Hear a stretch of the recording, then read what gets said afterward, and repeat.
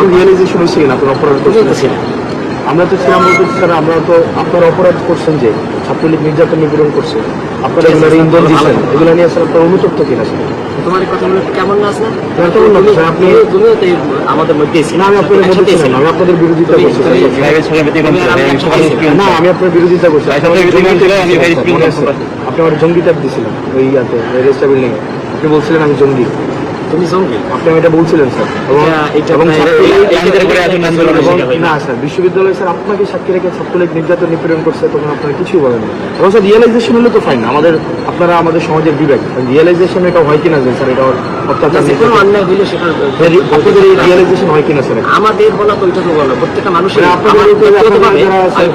মনে করি যে কোনো অন্যায় হইলে সেটা আপনার সময় অন্যায় হয়নি বিশ্ববিদ্যালয় স্যার, গ্যাস্ট্রুম গণরম অন্যায় হয় না, গ্যাস্ট্রুম গণরমটা ধারাবাহিকভাবে প্রক্রিয়া চলে আসে। এটা আপনার সময় ছিল না? আমার সময় ছিল, কিন্তু আমার কিন্তু উদ্যোগগুলো আমারই নেওয়া ছিল।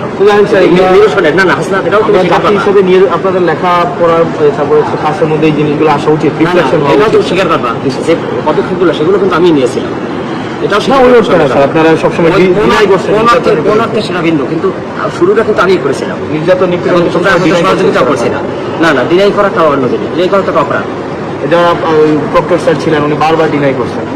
না না, ডিনাই ইতিহাস সবাইকে ভালো থাকবে। শুভকামনা।